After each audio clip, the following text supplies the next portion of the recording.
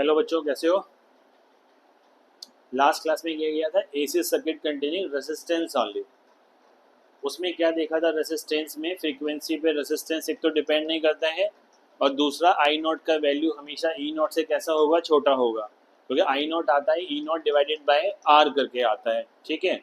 और दूसरी क्या बात थी उसमें, दोनों करंट और जो ईएमएफ है दोनों एक साथ जीरो होंगे और एक साथ मैक्सिमम पे पहुंचेंगे, एक साथ अपना डायरेक्शन चेंज करेंगे। क्यों? क्योंकि दोनों का फेज कैसा है, सेम है, उनको साथ साथ ही चलना है।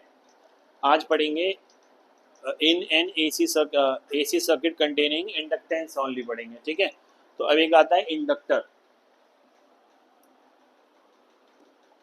अब इंडक्टर क्या होता है,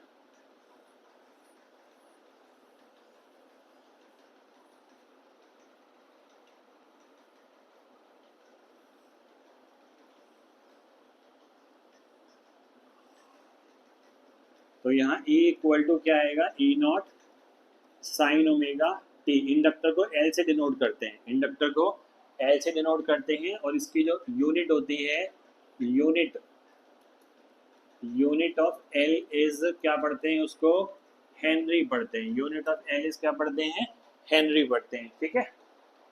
अच्छा, अब इंडक्टर क्या काम करता है, किसी भी सर्किट में अगर इंडक्टर लगा दे ना, तो इंडक्टर को चेंज पसंद नहीं है। अब चेंज किसका पसंद नहीं है, करंट का चेंज होना पसंद नहीं है। अगर करंट की वैल्यू इंक्रीज होती है, करंट की वैल्यू इंक्रीज होती है, तो इंडक्टर का काम क्या करना है, उसको अपोज करना है। अब अपोज कैसे करेगा, तो वो अपने अंदर एक ईएमएफ इंड्यूस करेगा। उसका काम होगा उस करंट की ग्रोथ को रोकना, काम होता है करंट की ग्रोथ को रोकना काम होता है। तो ईएमएफ जो होगा वो अपोजिट डायरेक्शन में होना चाहिए इंक्रीजिंग करंट के। ठीक है। अच्छा, अगर करंट का वैल्यू डिक्रीज करेगा तो इंडक्टर उसको डिक्रीज भी नहीं होने देगा। अब जो ईएमएफ इंड्यूस करेगा वो करंट की डायरेक्शन में इंड्यूस करेगा, ताकि करंट की उसी वैल्यू को दोबारा क्या रख सके, मेंटेन रख सके। ठीक है। तो इंडक्टर का क्या काम होता है, करंट की ग्रोथ को रोकना काम होता है, करंट की ग्रोथ को रोकना काम होता है। ठीक है। कैसे रोकेगा, ईएमएफ को इंड्यूस करके रोकेगा। तो हम यहाँ पर क्या लिखते हैं, हम लिखते हैं यहाँ पर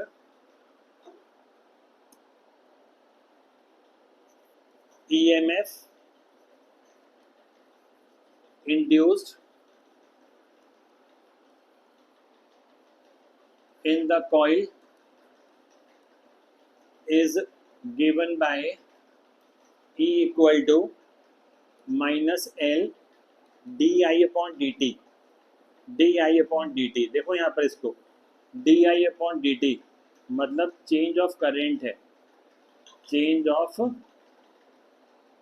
करेंट है। अगर करेंट बढ़ रहा है तो क्या करोगे, I2 माइनस I1 करोगे ना। करेंट बढ़ रहा है तो पॉजिटिव आएगा, तो यहाँ E equal to minus L D I upon D T आएगा। तो ईएमएफ का डायरेक्शन अप्लाइड ईएमएफ के अपोजिट होगा। ईएमएफ का डायरेक्शन, इंड्यूस्ड ईएमएफ का डायरेक्शन, इसका ये इंड्यूस्ड है, इसका ईएमएफ का डायरेक्शन जो होगा वो किसके अपोजिट होगा, अप्लाइड ईएमएफ के अपोजिट होगा। लेकिन अगर ये वाला I2 माइनस I1 डिक्रीज हो जाए, ये डिक्रीज हो जाए, तो ये प्लस हो जाएगा। तो इंड्यूस्ड ईएमएफ किसकी डायरेक्शन में आ जाएगा, अप्लाइड ईएमएफ की डायरेक्शन में आ जाएगा। ठीक है।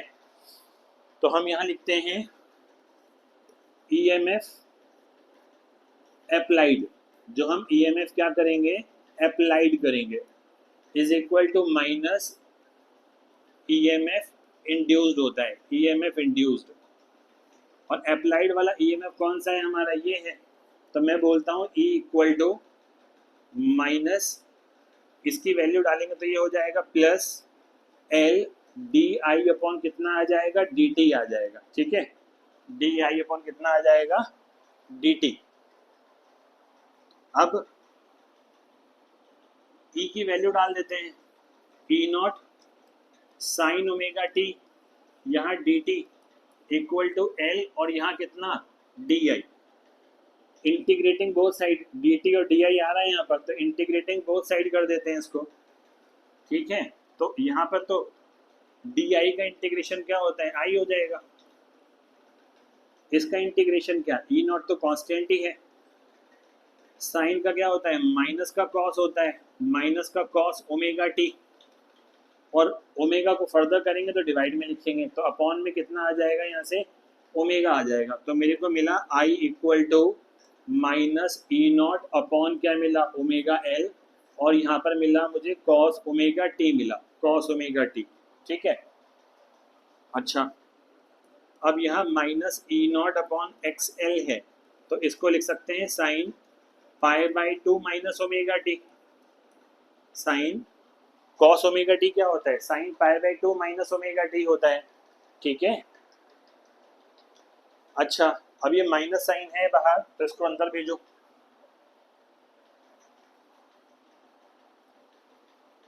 तो हमारा आया I equal to E naught upon कितना आ गया, अभी तो मैंने आपको बताया भी नहीं था, ये वाला मैंने डायरेक्ट लिख दिया।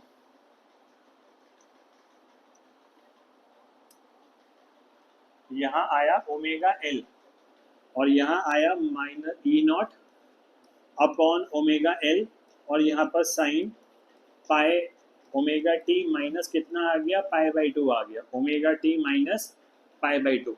ठीक है, अच्छा तो अगर आई को मैक्सिमम चाहिए, आई मैक्सिमम कब होगा, जब ये वाला वैल्यू आपका क्या हो जाए, 1 आ जाए।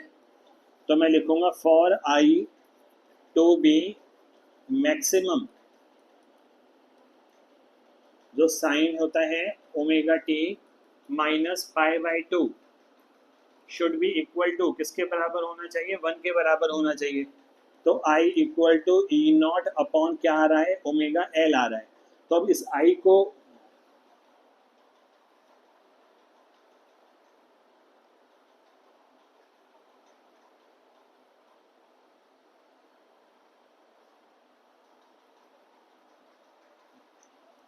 आई को क्या बोल सकते हैं, आई नॉट बोल सकते हैं, मैक्सिमम करेंट है, आई इक्वल ये मैक्सिमम हो जाएगा, तो मैं इसको आई नॉट लिख देता हूँ। अब यहाँ देखना, यहाँ आया ई नॉट, और आई कब मिलता है, जब ई नॉट को रेसिस्टेंस से डिवाइड करते हैं, दिस इज द रेसिस्टेंस। तो इसलिए यहाँ एक्स एल का फॉर्मूला ये आया था जो हम लोगों ने क्लास में पढ़ा था। ठीक है, एक्स एल इक्वल टू क्या पढ़ा था हम लोगों ने, ओमेगा एल पढ़ा था। ठीक है, तो दिस इज कितना आ गया, ई नॉट अपॉन कितना आ गया, एक्स एल आ गया। ठीक, इसको पढ़ते हैं इंडक्टिव रिएक्टेंस पढ़ते हैं, इसको पढ़ते हैं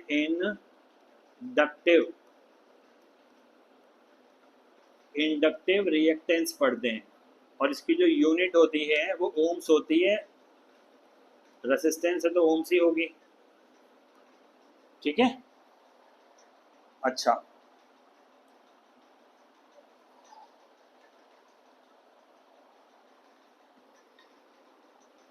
अब देखो जरा, जैसे मैंने लिखा एक्सएल है, एक्सएल है तो क्या बोलोगे, ओमेगा एल होता है, और ओमेगा क्या होता है, 2 पाई एफ एल होता है, 2 pi F L frequency.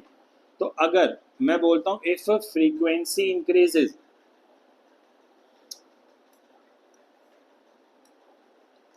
If frequency increases, अगर फ्रीक्वेंसी इंक्रीज करेगा तो एक्सएल भी क्या करेगा, एक्सएल इंक्रीज हो जाएगा, एक्सएल इंक्रीज हो जाएगा, है ना। फ्रीक्वेंसी बढ़ाते जाओ तो एक्सएल क्या होगा, इंक्रीज होता जाएगा। अगर ये बढ़ेगा तो करंट कैसा हो जाएगा, कम होता जाएगा, डिनोमिनेटर बढ़ेगा तो current, maximum value of current कैसी होती जाएगी, कम होती जाएगी। अगर ये बहुत ज़्यादा हो गया, अगर ये बहुत ज़्यादा हो गया, ठीक है, क्या बोलना चाहिए मुझे, फ्रीक्वेंसी इंक्रीजेस एक्सएल इंक्रीजेस। ठीक है, अगर एक्सएल इंक्रीज हो जाएगा तो आई नॉट का वैल्यू क्या करेगा हमारे पास, डिक्रीज हो जाएगा। ठीक है, और अगर frequency, if frequency decreases, frequency कम होगा तो एक्सएल भी क्या हो जाएगा, कम हो जाएगा, और हमारा आई नॉट का वैल्यू क्या हो जाएगा, बढ़ जाएगा। ठीक है, in AC supply, in AC supply. ठीक है, अच्छा और यहीं पर पढ़ लो इसे भी। अब आता है in DC supply, in DC supply XL equal to 2 pi F L है ना, और डीसी में फ्रीक्वेंसी कितनी होती है, 0 होती है, तो एक्सएल इक्वल टू 0 हो जाएगा। इसका मतलब है inductor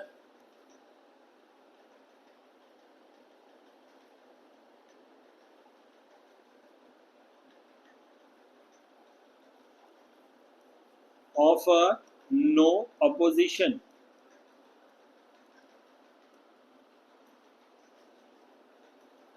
to the flow of current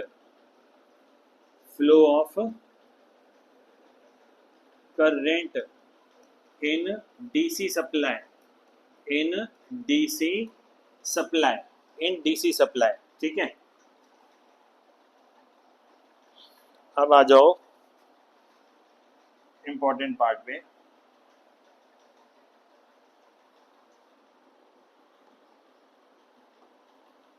अब देखो हमारे पास क्या आया था, हमारे पास आया था E equal to E naught आया था साइन ओमेगा टी आया था, और I क्या आया हमारे पास, हमारे पास आया I naught sine omega T minus कितना आ गया पाई बाई टू, यही तो प्रूफ किया था अभी, ठीक है। अब कुछ चीजें देखना, यहां बना देंगे wave diagram.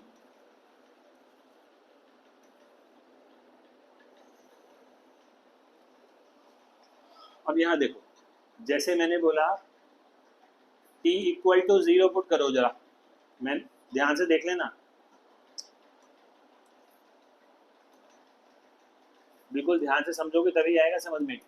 t equal to 0 तो e इक्वल टू क्या आएगा, e naught sine 2 pi upon T into 0, तो ये पूरा 0 हो गया, तो यहाँ जो फेज आएगा वो कितना हो जाएगा 0, और E इज इक्वल टू क्या आ जाएगा, E नॉट आ जाएगा, ठीक है। और करंट में भी देखो जरा, I equal to I naught sine omega 2 pi upon T into यहाँ पर 0 माइनस कितना पाई बाई 2, तो मुझको क्या मिलने वाला है, आई नॉट साइन माइनस का पाई बाई 2 मिलने वाला है, तो माइनस का आई नॉट साइन पाई बाई 2, तो यहाँ जो फेज है वो कितना है, देखो फेज माइनस में है, फेज है माइनस पाई बाई 2, फेज है माइनस पाई बाई 2, तो आई का वैल्यू कितना आएगा, यहाँ से देख लेना, तो आई का वैल्यू कितना आ जाएगा, माइनस का आई नॉट आ जाएगा, माइनस आई नॉट आ जाएगा, ठीक है। चलो अभी ग्राफ देखते हैं इसका बना के, पहले एक आइडिया मिल जाएगा तुम लोगों को।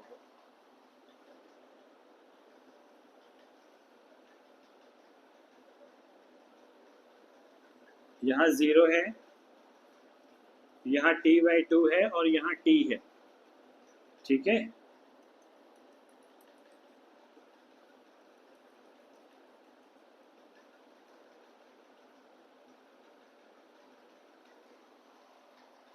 चलो सही बन रहा है, अभी कोई दिक्कत नहीं है, मैं सोच रहा था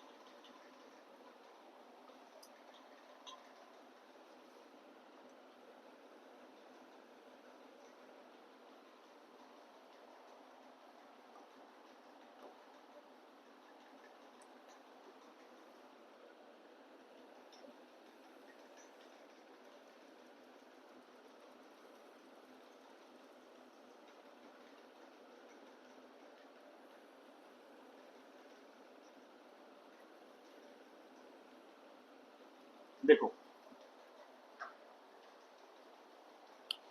यहाँ पर क्या है, मैंने t इक्वल टू 0 पे निकाला तो फाई कितना था हमारे पास, 0 था। यहाँ देख लो, यहाँ पर ये 0 फेज पे है, t भी 0 है, और ये e इक्वल टू कितना आएगा हमारे पास, यहाँ पर एक मिनट, यहाँ गड़बड़ हो गई है, साइन 0 0 होता है ना,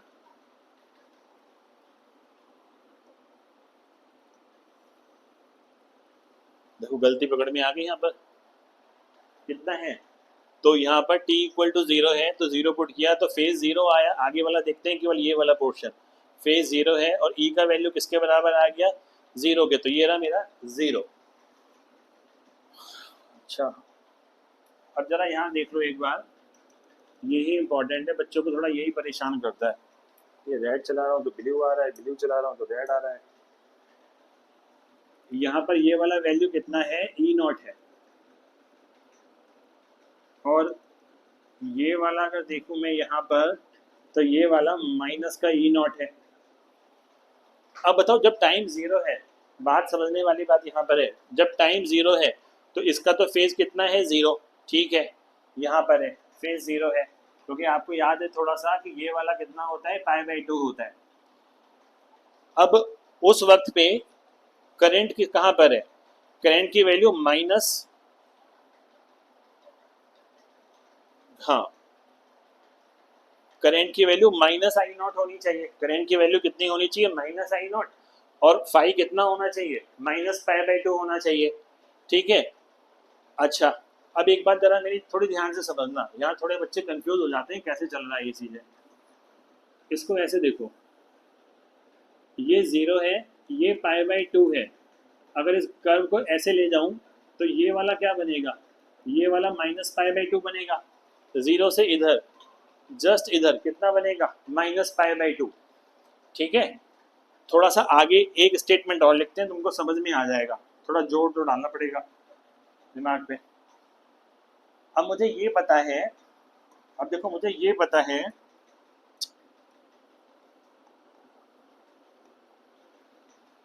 इस वाले पे जहां पर ये t/4 होता था, है ना, वहां पर ये π/2 है।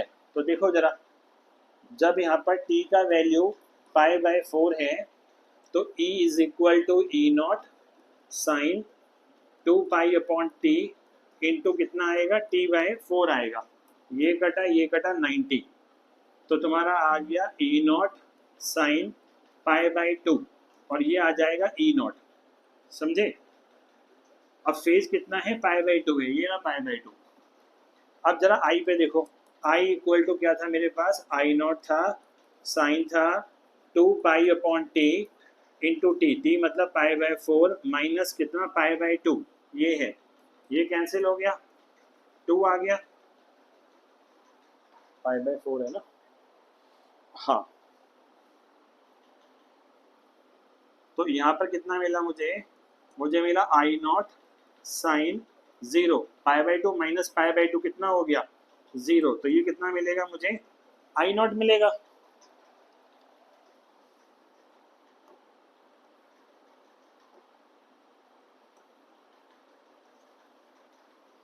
साइन 0 0, तो हमें कितना मिला, आई हमें मिला 0। अब कुछ भी नहीं है, अब एक बात समझ लो कि t/4 पे करंट की वैल्यू 0 होनी चाहिए, तो करंट की वैल्यू 0 कहाँ पर मिलेगी मुझे, यहाँ इस वाले पॉइंट पे, ठीक है। आई की वैल्यू कितनी मिलनी है, 0 मिलनी है, अच्छा, ठीक है। और ई की वैल्यू कितनी है, ई नॉट। अब फर्क देखो दोनों में, t/4 पे आई तो 0 हो रहा है और ये मैक्सिमम हो रहा है, ऐसे ही तो दिखाई भी दे रहा है, ये ई नॉट है और यहाँ करेंट है, करेंट 0 है तो ये मैक्सिमम है। अब होगा क्या, करेंट को पीछा करना है इसका, तो ये डिक्रीज होना शुरू होगा, जितने टाइम में डिक्रीज होगा उतने टाइम में ये इंक्रीज हो जाएगा।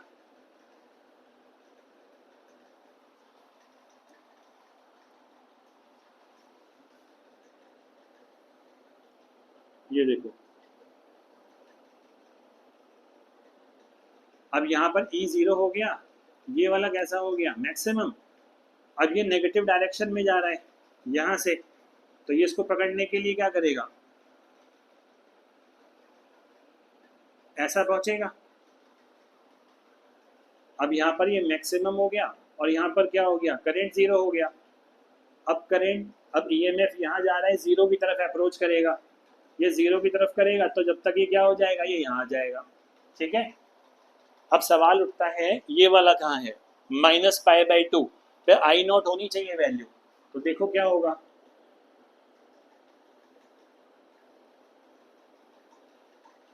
ये यहाँ आ जाएगा, बात समझ में आई? आसान है, जो थोड़ा हिसाब लगाना पड़ेगा लेकिन समझ में आ जाएगा। देखो टी जीरो था तो ई का वैल्यू कितना था, ई नॉट, ठीक है। टी बाय 4 हुआ तो ये ई नॉट होना था। साइन का ग्राफ तो बेटा हमेशा ऐसा ही बनेगा, E equal to E naught sine omega T. जो दिक्कत होती है वो करंट में है। इसमें करंट में फेज डिफरेंस कितने का आया, -π/2 का आया, -π/2। इसका मतलब है मैं आपसे π/2 एंगल पीछे रहूंगा, मैं आपसे π/2 एंगल कहाँ रहूंगा, पीछे रहूंगा। तो इसका मतलब क्या है, π/2 पीछे रहने का। अगर आप जीरो पे हो, अगर आपका ईएमएफ जीरो है तो टाइम जीरो है, तो उस टाइम में मैं कहाँ रहूंगा, -1 पे रहूंगा। ये रहा -1 पे।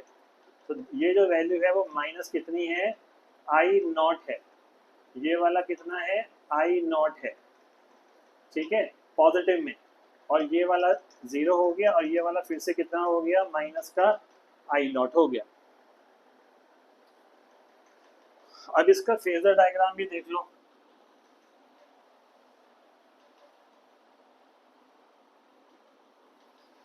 फेजर डायग्राम में, अच्छा इसमें क्या समझ में आया, इसमें ये समझ में आया कि ईएमएफ जो है वो आगे है, तो EMF leads the current by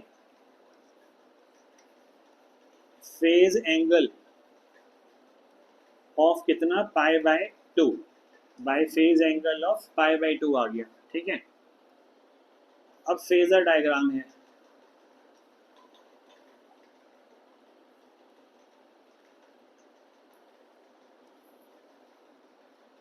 चलो पहले E equal to E naught sine omega T बना लेते हैं, है ना।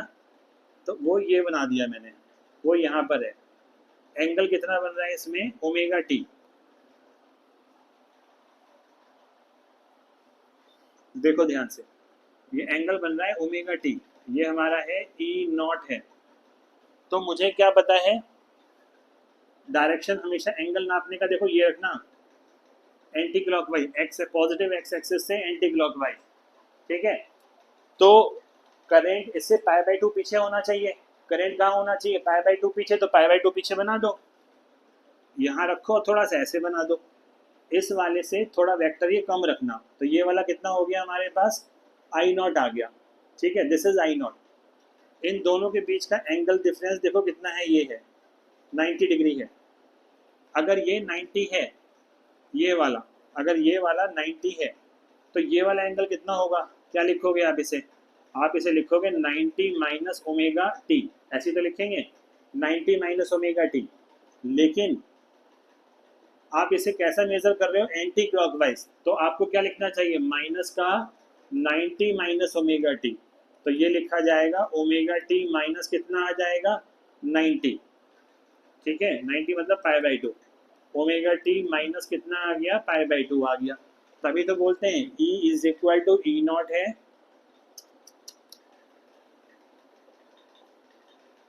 ई नॉट है और साइन ओमेगा टी है। तो आई का वैल्यू कितना आएगा, आई नॉट साइन, अब ये पॉजिटिव एक्स एक्सिस से कितना एंगल बना रहा है, देखो इधर है तो माइनस लगा के लिखेंगे इसको, तो यहाँ कितना आएगा, ओमेगा टी माइनस क्या लिखेंगे, π/2। मैं फिर बोल रहा हूँ, जब पॉजिटिव एक्स एक्सिस से एंगल नापते हैं, अगर आप ऐसे जा रहे हो तो आप लिखोगे प्लस ओमेगा टी, अगर आप ऐसे जा रहे हो तो आप लिखोगे माइनस में जो भी एंगल है। तो मैंने यहाँ ये लिखा 90 माइनस ओमेगा टी, ठीक है। तो दिस इज फेजर डायग्राम। अब अंतर देखो, इसका मतलब क्या है वो भी सुन लो। यहाँ से 0 और π/2 के बीच में है ये, 0 और π/2 के बीच में है ये एंगल अभी ये है ई नॉट है। तो आई नॉट कहाँ पर है वो देख लो,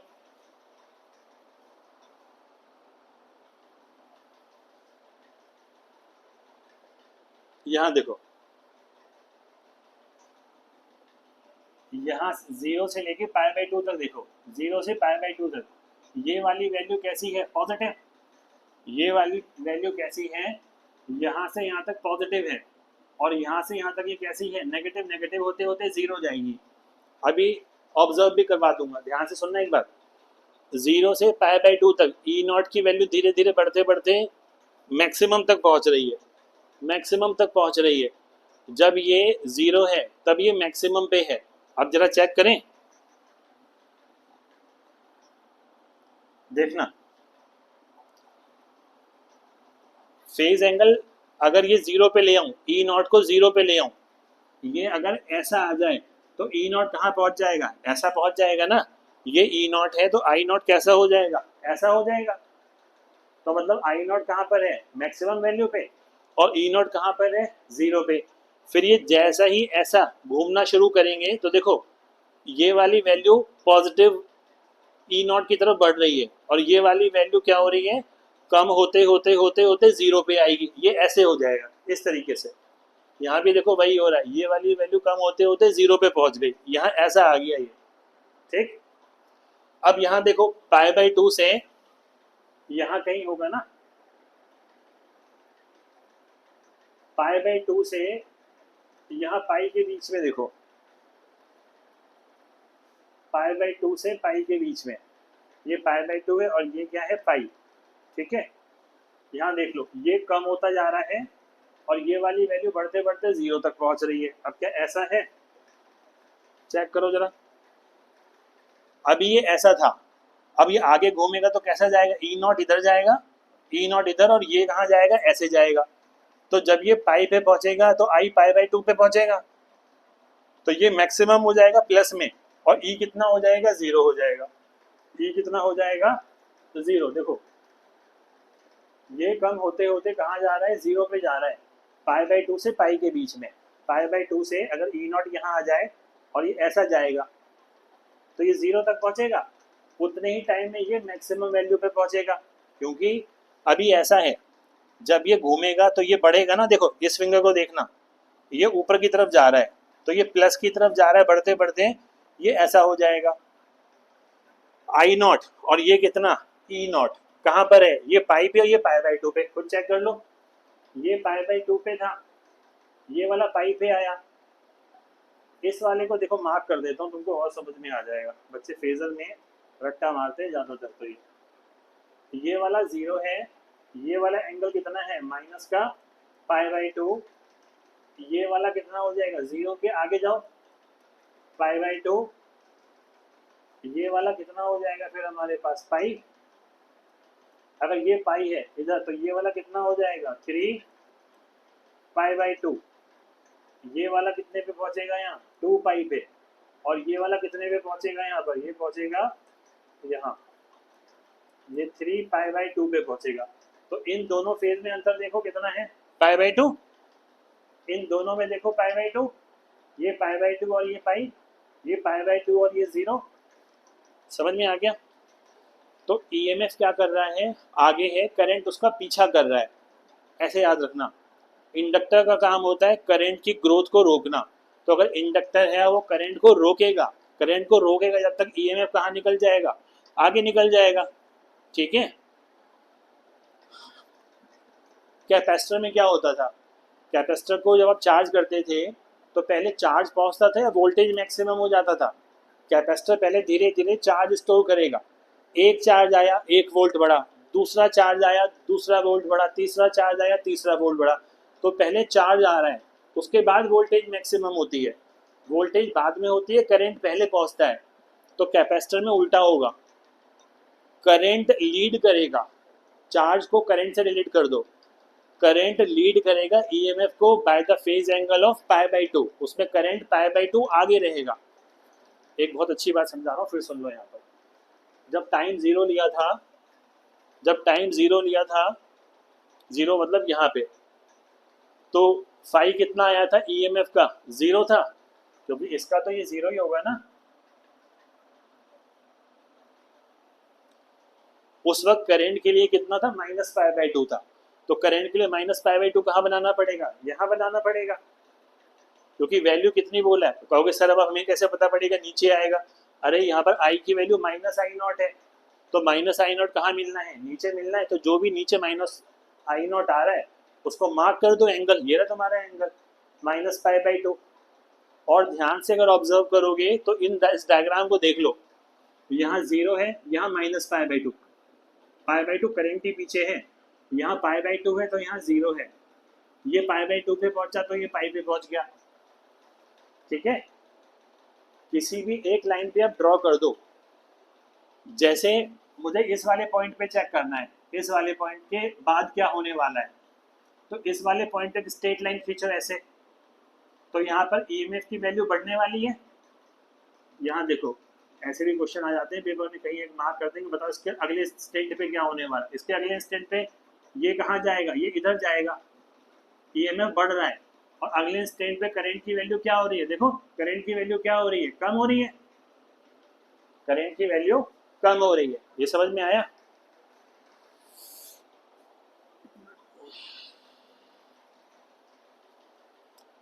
पेशेंस से टाइम लेके थोड़ा समझोगे तो तुमको समझ में आ जाएगा। ये ऐसा नहीं है कोई मुश्किल है।